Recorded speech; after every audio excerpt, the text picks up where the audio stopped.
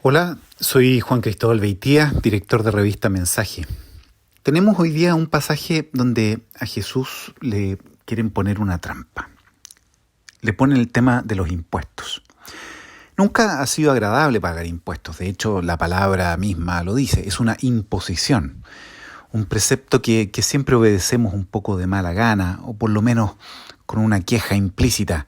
Nos decimos, pucha, si al menos emplearan nuestro dinero honradamente, tal vez sería más fácil. En tiempos de Jesús, los judíos tenían que cumplir con este tributo para el funcionamiento del culto. Había un impuesto que pagar al templo. Y también pagaban al Estado como los ciudadanos de cualquier nación. Aportaban con una tasa al sostenimiento de la invasión romana en su territorio, lo cual en muchas ocasiones generó revueltas entre el pueblo. Los fariseos en este pasaje quieren comprometer al Señor y lo acosan con una pregunta muy simple. ¿Es lícito para nosotros pagar el tributo del César? Y Jesús les pregunta, bueno, ¿de quién son esta efigie e inscripción? ¿De César?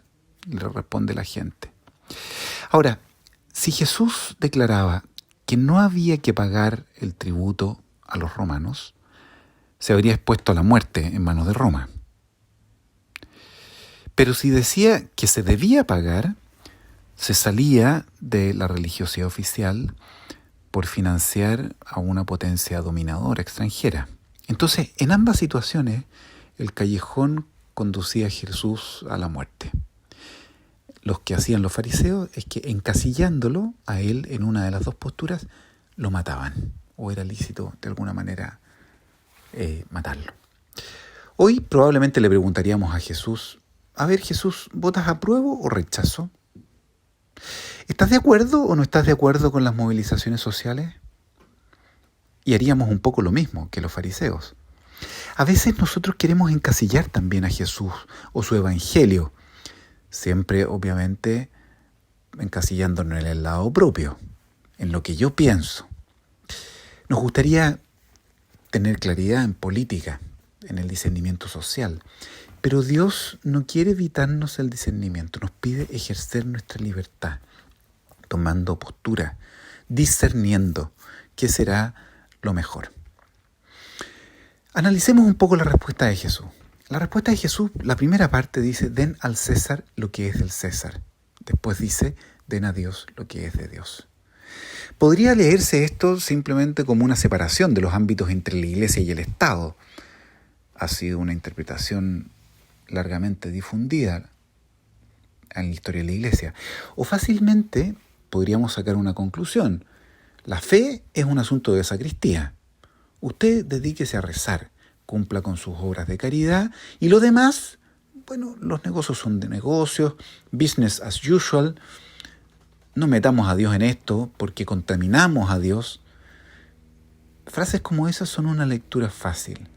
Separar el ámbito religioso del ámbito, diríamos nosotros, mundano. Pero podemos hacer una lectura más honda. Cuando Jesús dice, den al César lo que es del César, nos quiere decir de algún modo, oiga, no hagan pasar por cosas de Dios o por Dios cosas que no lo son. Y nos llama la atención, atentos con transformar en religión el poder político u opciones políticas, o querer suplantar a Dios con cosas que no tienen que ver con Él. A veces, y esto es cada vez más común, transformamos perspectivas ecológicas en religión, o perspectivas económicas en religión. A veces opciones constitucionales las transformamos en religión, como diciendo, ¿sabe qué? Esto no es discutible, esto es obvio, o esto es verdad, o esto es bueno.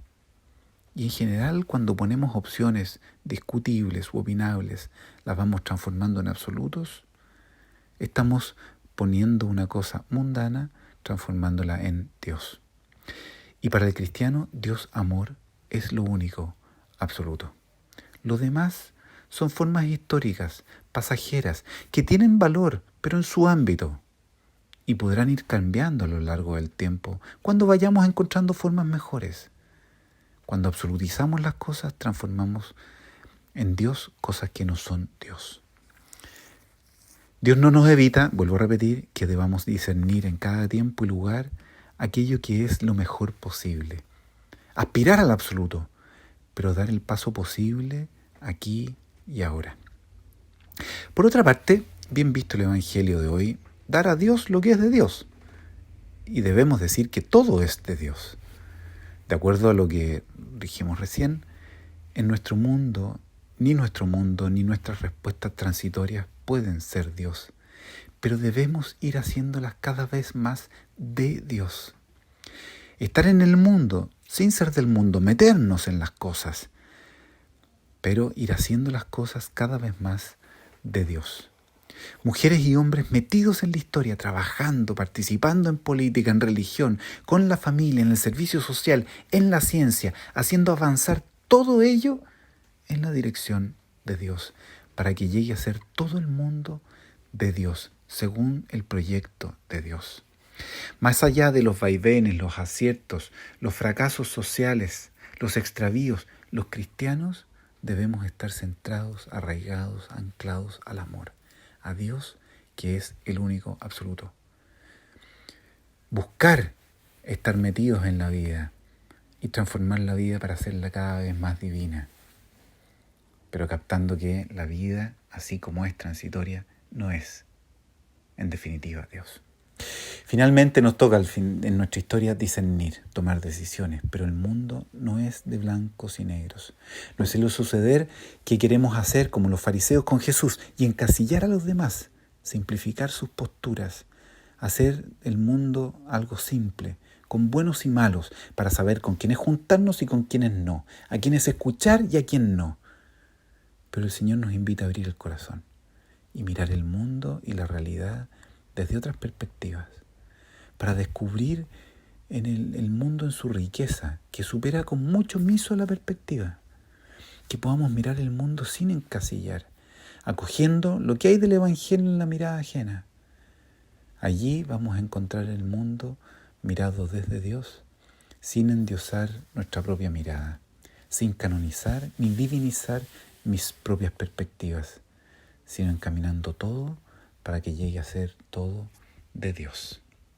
Que tengas un muy buen domingo. Sigamos rezando unos por otros.